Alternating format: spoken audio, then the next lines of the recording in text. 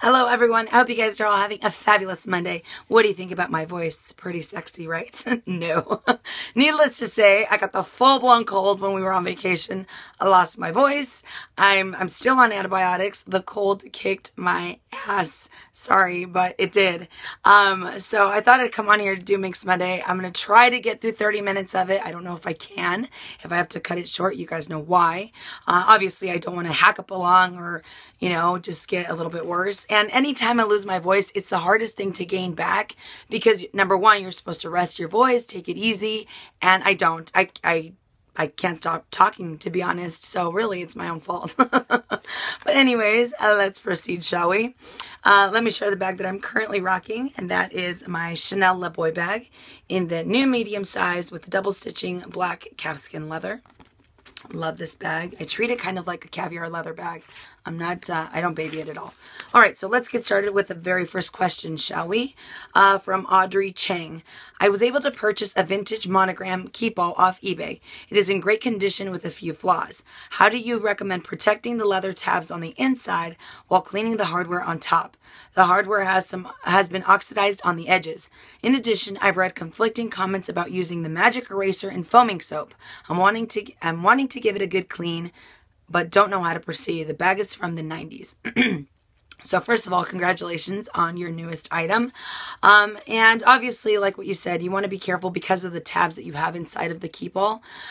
What I would do, I would take a dry rag or a dry paper towel or cloth or something like that and just try to buff out the hardware as much as you can before you add any of the chemicals. And it's really tough with a keep-all because you have this little guy. Let me just show you guys. You have this little strip of what's it called? Of fabric here that even if this gets wet, it'll end up seeping onto this leather tab. So what I would do is if you were to use a chemical to clean it, I would advise against it. I would just try to buff it out, as I said before, with a dry cloth, and then just kind of renew the luster back, even though it's really hard when it's already been oxidized. But you can just kind of clean upwards instead of rubbing this way and then it possibly getting onto this fabric. But again, it's really hard because of the grooves of the zipper. So that might just be the best thing to do is just take a dry cloth and try to clean it up that way, and maybe not add anything else to it. Now, one thing I did want to talk about when it comes to the magic eraser, for those of you that don't know, the Mr. Clean magic eraser, and I don't know about the foaming soap, I forget the brand, but for a lot of, most people that use the magic eraser, they use it on the Vachetta pieces, or on the Vachetta on their canvas pieces for Louis Vuitton or for other brands.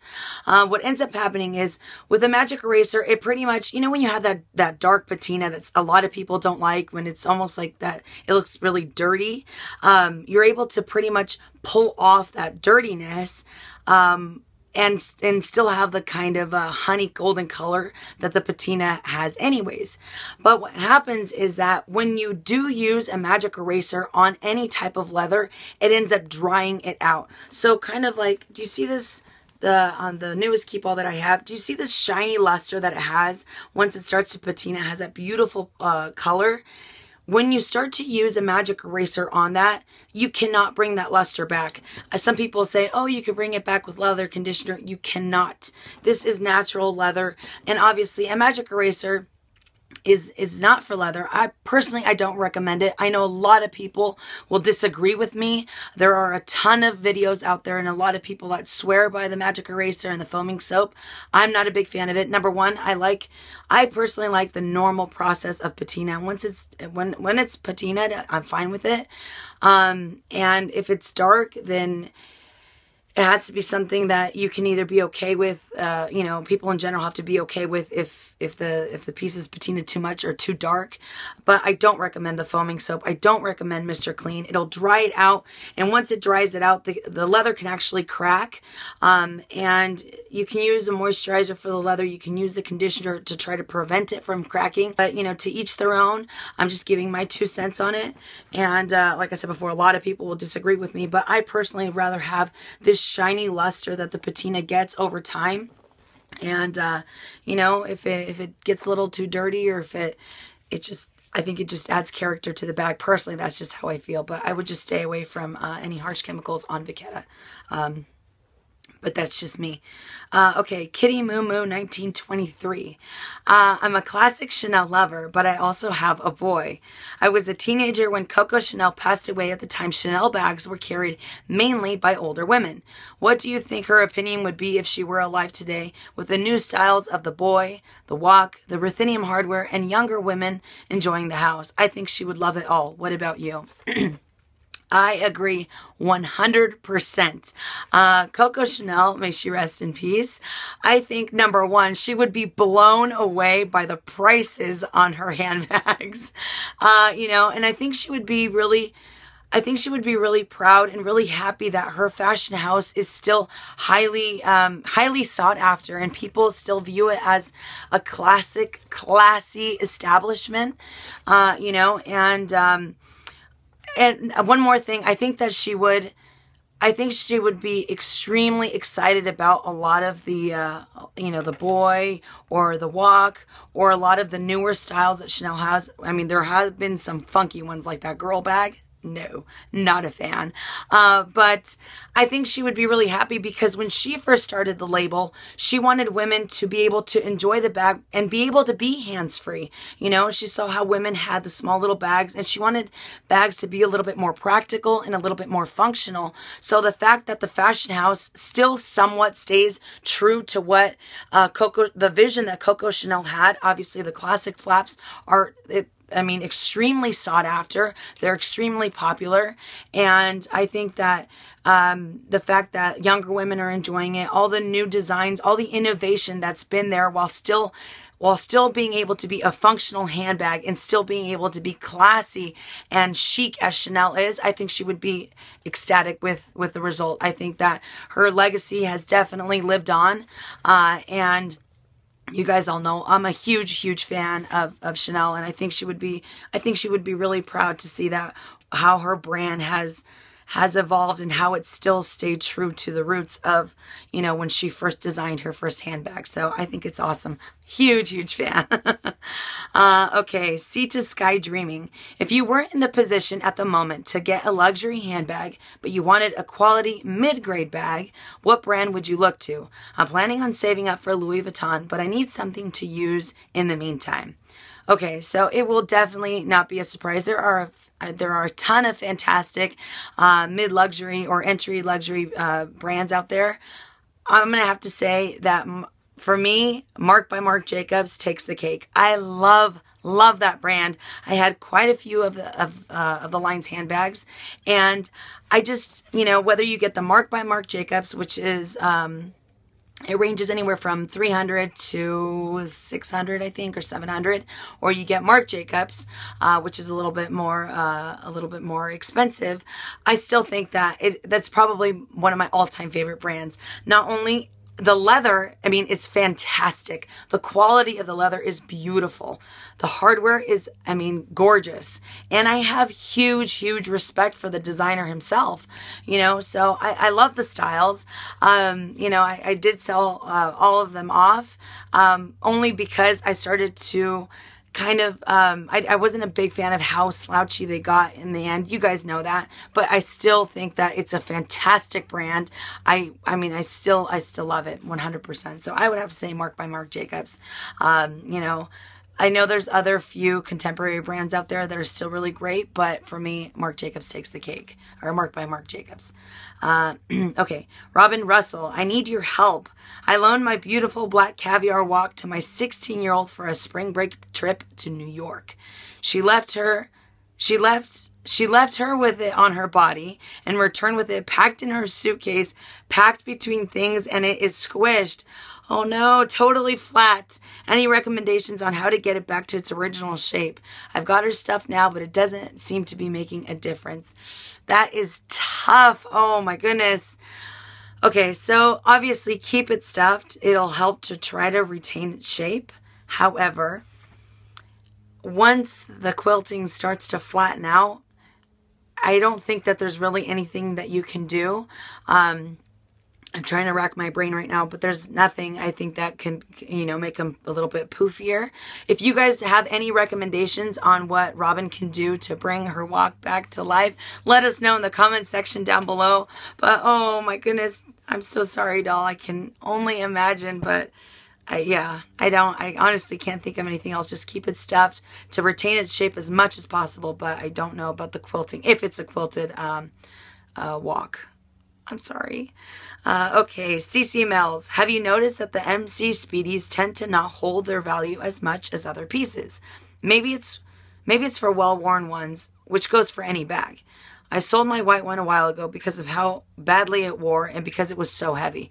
Will you ever use yours? I don't know. I keep thinking that, like, obviously we're in spring now and I can use it at any time because the weather is really, really nice. But I'm so terrified because it's still kind of surreal to me that I was able to get a bag that really pretty much, you know, started it all. And I think I might try to use it this summer. Like I said, I always say baby steps when it comes to that, you know, but I don't want it to just sit there. I've told you guys before about letting something sit there, and you know, I can't go through another summer of not using it. I want to use it, you know, and I'm terrified that what if I don't end up using it? You know, would it be just best to sell it? I don't want to sell it because I love that bag, you know what I mean? So I'm going to try to use it. Probably by this summer. I'm going to try my hardest. Next question. Luxtopia Tanya. How do these high-end brands justify raising their prices more than once a year? I noticed here in Australia that the price on the Pochette Metis and the mini backpack increased. Obviously, both are very popular items. I know that as things increase in price around the world, that the resources and materials would increase too. But given the decrease in quality and increase in price, it just doesn't seem to add up fairly, does it? They're already expensive enough, but really? This is a fantastic question. And it's funny that you should say the Pochette Metis because it obviously increased here in the States as well. It used to be $1,650, now it's $1,700. And here in the States, last I heard, we have a wait list of 400 people getting the Pochette Metis, and the fact that they raised it while they were still trying to push them out, I think that's not right, but regardless. And I did write something down. I really wanted to go in depth on this question because I do have a strong opinion on it. And again, this is just my opinion, to each their own. But I'm going to just read down here just what I wrote. I put, as long as people still buy a brand and it's still popular, it will continue to increase. A lot of these luxury brands tend to pride themselves on the fact that they are very expensive, that they're very exclusive, and I feel that when they're raising the prices, they try to do that so that it's harder for everyone to be able to afford them, right? And I think that would be great and dandy if, like you said before, if the quality was still there, but the quality isn't, you know? And they cause a buzz about the bags. They cause such a big stir about, like, this is the it bag, and then everyone wants to be able to get it, you know what I mean? Kind of like what happened to Pochette Metis last year. Such a great bag. I love that bag. I had problems with the bag, and a lot of other people had problems with the quality because the quality just wasn't there. Now, I was able to replace it, and the replacement has been fantastic, but still, the fact that a lot of us had to go through the fact of getting a new one because of the quality decrease doesn't make any of us feel, you know, warm and fuzzy. And I put, a lot of newcomers to the brand haven't experienced any issues, and there's still a lot of people that have bought Louis Vuitton for years and haven't had any issues as well. I think it really depends upon the piece. Personally, I put on here, I personally am disappointed to hear so many problems going on with the fashion house. Quality decrease is a huge, huge thing. It makes you think twice about spending these amounts of money without having some doubt. Because honestly, you know, as I've talked about before in other few Minks Mondays, that when you're spending the amount of money that you're going to spend on a bag, you want to feel really comfortable and really, really good about the purchase. You know what I mean? You know what they say, that sometimes the higher end stuff is more expensive because it's better, right? But I feel like that's not necessarily the case right now. And it takes the joy from being able to buy a lot of these high-end luxury goods, because you have that doubt, you have that fear that something is going to go wrong with your item. So you can't really enjoy the item, you can't really enjoy the experience because of that fear, you know what I mean? But like I said before, not everyone has had issues. I have had issues in the past. You know, a lot of other people have been buying it for years without any problems whatsoever. And a lot of the newcomers, as I said before, they don't know about any of the issues, or they haven't experienced any of the issues. You know, and I don't want to deter anyone from buying Louis Vuitton by my personal opinions on what's going on with the fashion house right now. I don't want to do that. You know, I feel that if a fashion house or if a piece speaks to you, then go for it. Go with what your heart sings, you know, and I always try to give you guys my opinion and my 2 cents on how I feel about it. And I have noticed that I've started to buy a little bit more pre-loved, and just because, you know, a few years ago the quality wasn't the problem, you know what I mean? And whether you decide to buy brand new, whether you decide to buy pre-loved, it's really your prerogative. Whatever you think is best for you is what you should go for. And you know, I just feel that, you know, some of us, or you know, myself, I feel like I might want to take a step back from the fashion house to see if that's still what I want to continue with, you know what I mean? So I don't know if it made sense, but you know, I agree with you 100% that the fact that they're increasing the prices on all of these beautiful pieces so much, and the quality just isn't there, just really makes you think twice about it. And I don't know what else to do to be able to shake that away, you know what I mean? Heather Hammonds, I have a Speedy bandolier in Damier Ben print and the Neverfull in the Damier Azur print. I want to get either the Favorite PM or the Eva clutch for a small bag, but I'm not sure what print to get. I thought about the mono because I don't have anything in that print and I want to be able to wear the bag year round, but I'm not sure if the print is dressy enough for a night out. However, the plates on the Eva in the Damier Ben and the Damier Azur print is so big. I am afraid it will scratch easily. Which would you choose? I don't really want a bag that I have to baby because I also want to take the bag to the parks with the kids as a crossbody. Okay, so while I do love the Eva clutch, I've told you guys before it's one of my favorites. The plate does tend to scratch. I consider myself to be extremely careful with the bag, and the plate was, I mean, ridiculously scratched, and you can really notice it. And I think that the monogram is definitely classy enough. I think it's really cute, especially when it comes to an Eva clutch or a Favorite, because you have a little bit of hardware, and I just think it adds that much more chicness to the piece. But if you're honestly, if you're thinking about, you know, something that you don't want to baby, you cannot go wrong with a Damier Ben piece. I would stick to a Damier Ben piece. You don't have to worry about patina. You don't have to worry about water stains. And as much as I love the Eva clutch, I really like the Favorite. I feel that the Favorite out of the two is a little bit dressier. It's a little bit classier. Whichever print you decide to get, I think it just looks a little bit better. The only downside to the Favorite is the fact that the crossbody strap is just a little bit shorter. So it ends up, on me, that's the main reason why I didn't add it to my collection, is because when I put it crossbody, it was very uncomfortable because of where it landed on my body. But I still think it's a beautiful, beautiful bag. And I just think that it adds a little bit more than the Eva clutch does. It adds a little bit more style to the bag. But honestly, I would just stick with a Damier Ben piece. But the monogram definitely is a print that you can wear to address the occasion and not have any problems whatsoever. But I would have to say the Favorite over the Eva clutch, and I would go for another Damier Ben piece. Or if you just want to have a trifecta of prints, then just go for the monogram. But I think they're absolutely beautiful. Okay, Carla CC, do you regret selling an SLG or a handbag? And do you have an Hermes leather good in mind? Since I have issues with my LV bags, I'm saving up for a garden party. Do I regret selling a small leather good or a handbag? I don't. I've told you guys in the last couple of videos, when I kind of have in my mind that I'm going to sell something, in a sense, I detach from it and I don't give it much thought again, because I know that the money that I will be getting from that item that either I didn't use or didn't end up working out for my lifestyle, I'll end up using that towards something that I will use and I will really enjoy, you know, carrying. But no, I haven't had any issues with that. And do I have an Hermes good in mind? You know, I still go back to, you know, what I said I wouldn't get anytime soon, which is a Birkin. I still think about them. I think they're beautiful. But I'm still far away from, really, you know, delving into Birkin.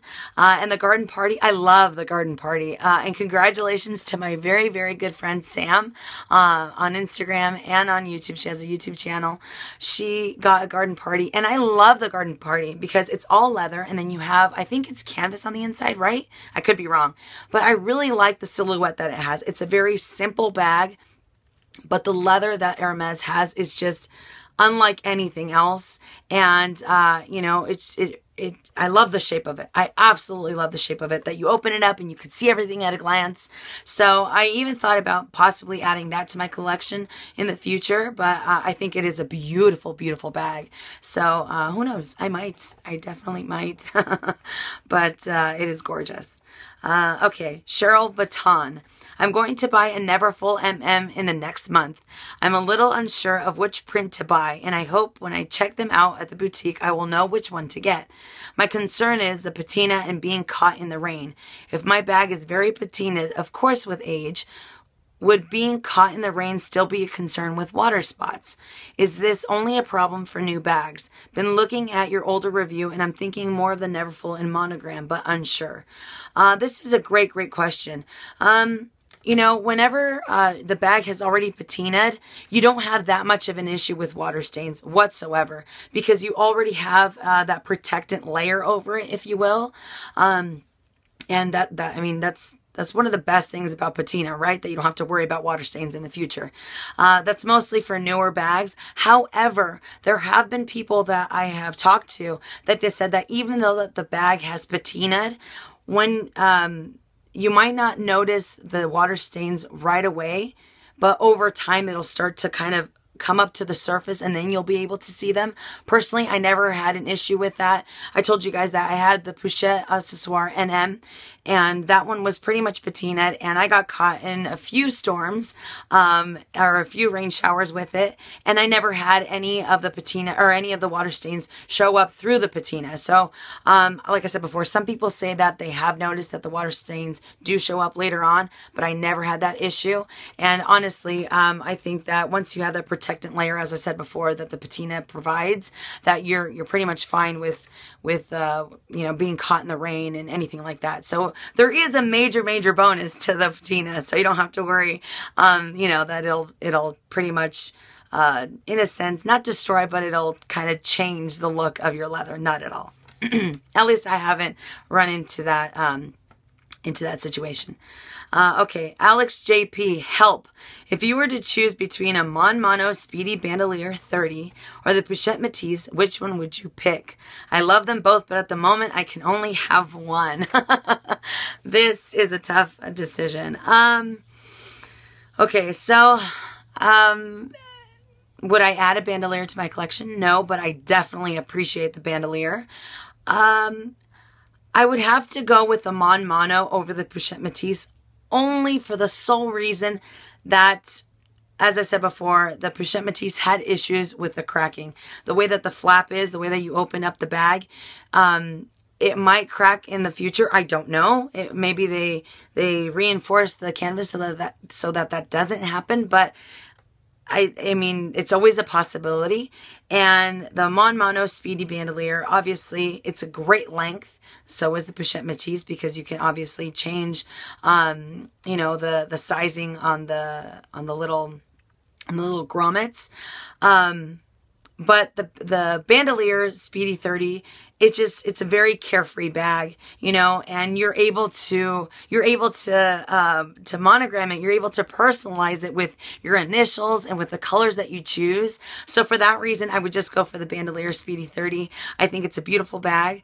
Do I love the Pochette Metis? Absolutely. Don't get me wrong. I think it's a great bag. I highly recommend it. But if you can only get one, I still think that the Bandolier just takes the cake over the Pochette Metis. Even though I don't own one, and even though I probably won't add one to my collection, I still think that they're extremely versatile, and I think that is probably a better bet out of the two. That's just my personal opinion. Okay. And I get this question a lot, and I thought I would just answer it. A lot of people ask me, why don't I insert pictures for Minks Mondays, so that way you guys don't have to pause the video and you guys have an idea of what bag I'm talking about. The reason why I don't do that is because one of my very good friends and a blogger that I used to follow, she used to use a lot of designer pictures, you know, from the websites and stuff like that. And they actually ended up coming after her for copyright. And, you know, you have to ask for permission if you can use their pictures, even if they're online or anything like that. And I just don't want to run the risk of that happening to me. I really enjoy doing Minks Mondays, and I really enjoy being on YouTube and having my channel, and I don't want to jeopardize it by adding pictures. So I know it's an inconvenience for you guys to have to pause the video, or, you know, some people just don't like the fact that I don't insert the pictures. But honestly, I don't want to stop doing these videos. And if I end up, you know, being slapped with a copyright law or something like that, I will be devastated. So for that reason, I don't do it. If I have the item, I will show it on the video, or if I personally have a picture of it, then I will insert it. But for the most part, I don't want to run that risk. So I hope you guys can understand that. Okay, and last question. Shelly Stevens, what's your take on these Instagrammers and YouTubers selling off their collections? Items they swore by when they first had them. Well, I'm one of those Instagrammers and one of those YouTubers. You know, but I know there's a lot of people, especially lately, that have been selling quite a bit of their collections off.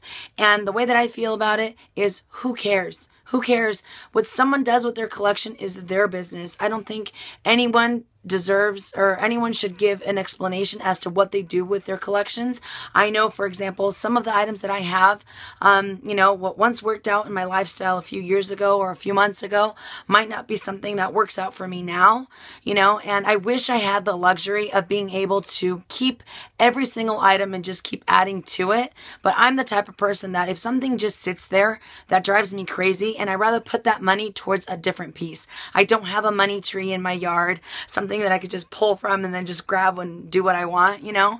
And I would probably, I can't even imagine if that was the case, if I just kept everything and never threw anything, or never ended up selling anything. It would be absolute chaos in my room, you know. But I like I said before, I'm a huge fan of replacing items with something that you really like. And, you know, I still have, like, for example, I have a huge soft spot for Coach.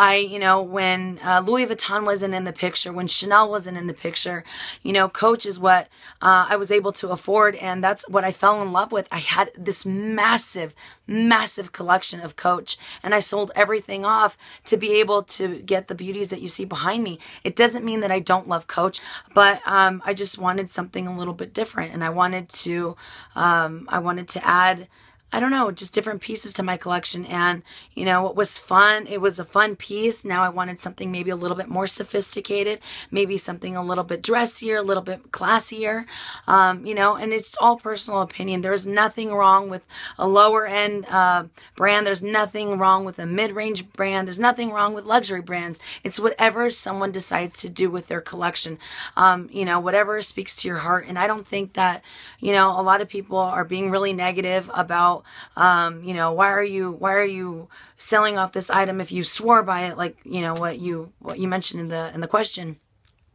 Again, it can be great for the lifestyle then, but, you know, things change. Our tastes change. Let me ask you this. Do you like the same things that you liked when you were 12 now?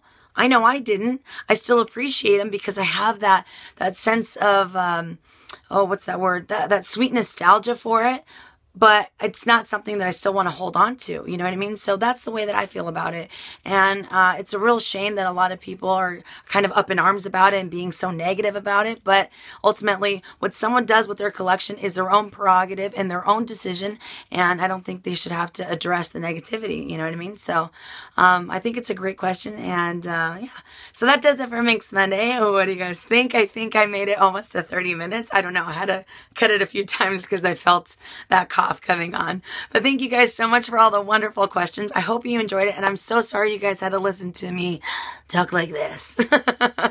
I scared myself the other day because it was just so deep. But anyways, that does it for Minks Monday. Thank you guys so much for watching, and I will see you tomorrow with my March favorites. And as always, make it a fabulous day or not. The choice is yours. Have a great day, you guys.